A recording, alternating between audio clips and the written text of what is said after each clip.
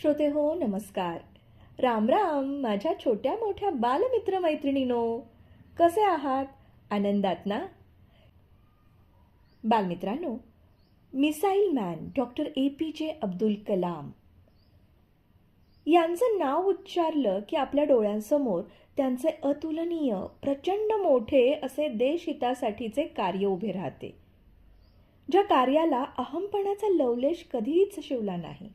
साध्या राहणीत उच्च विचारसरणी आयुष्यभर जपणारे, सर्वच लहान थोरांना वंदनीय, अतिशय प्रेरणादायी असणारे डॉक्टर APJ अब्दुल कलाम खरं तर अनेकांसाठी आदर्शच.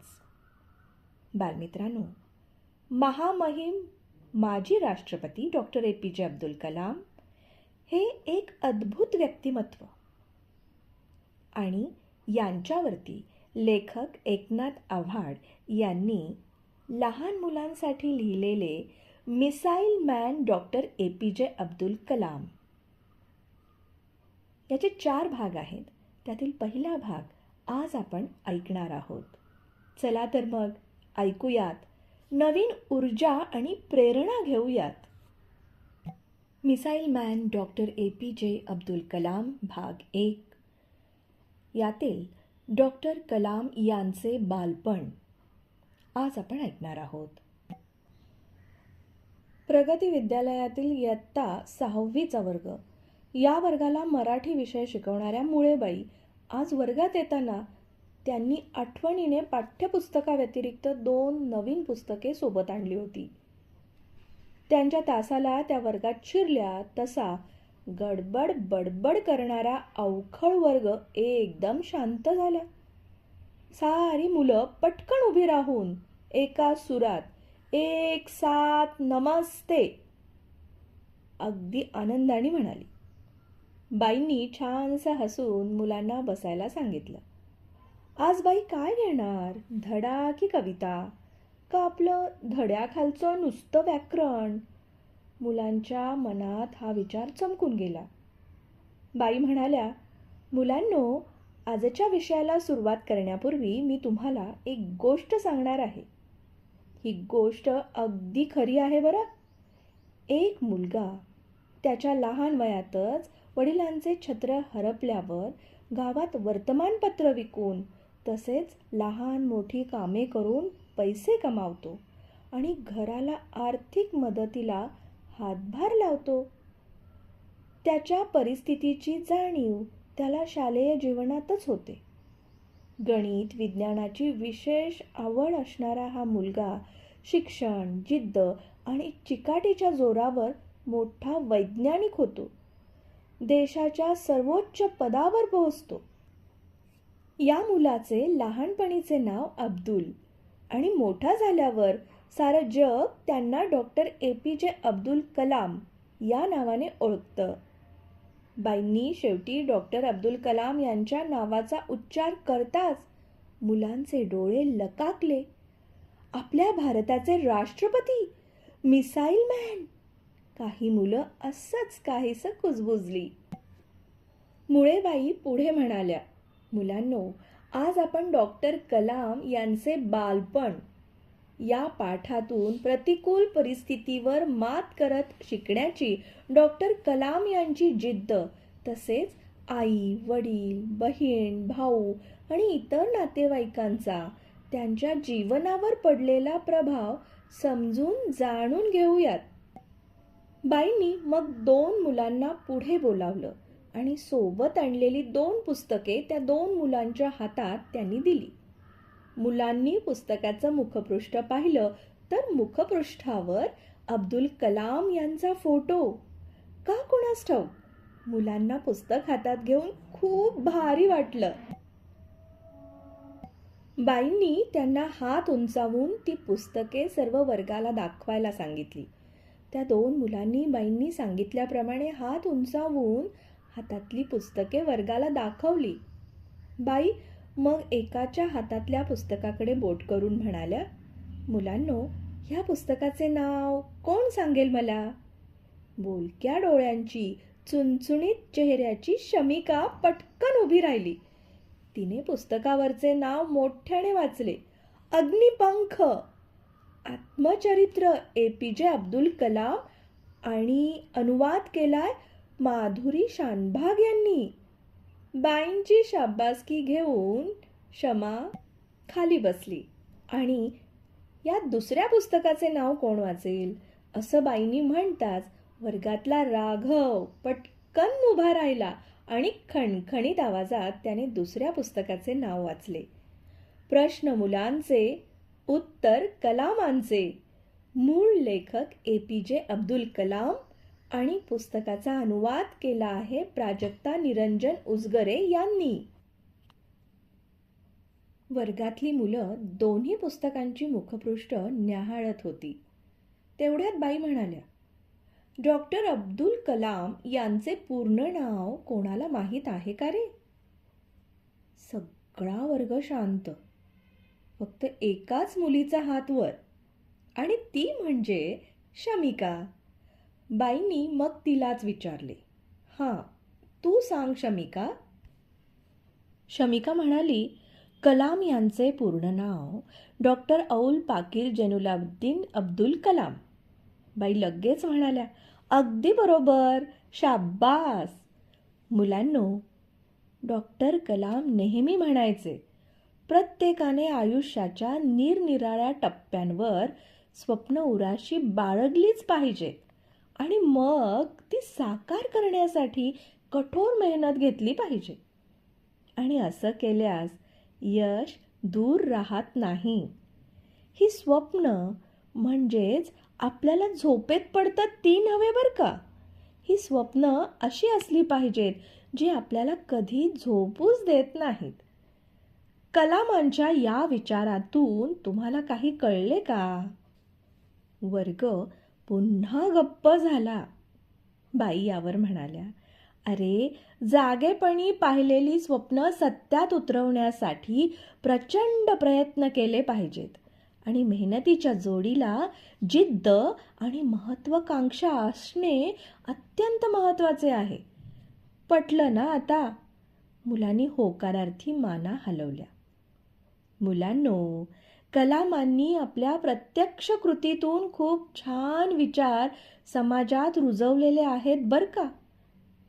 एकदा मुंबईच्या सेंट फ्रान्सिस स्कूलच्या धर्मा मेहता या मुलीने कलामांना एक प्रश्न विचारला की मोठी माणसं ही लहानांना सारखं काही ना काही सांगत असतात, सूचना देत असतात. असं वागा आणि तसं वागू नका, शिस्तप्रिय व्हा, अभ्यास करा, प्रामाणिक राहा, कष्टाळू व्हा. हे सर्व गुण महत्त्वाचे आहेतच.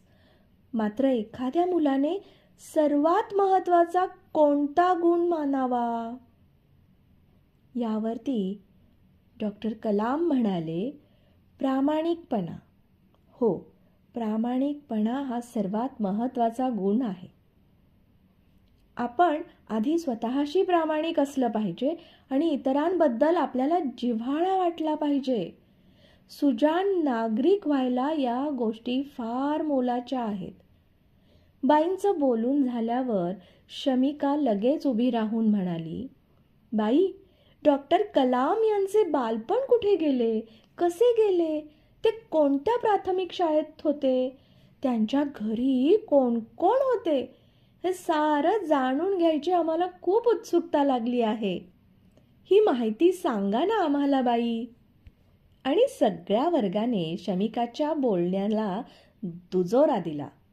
हो बाई, सांगा ना आम्हाला, सांगा ना.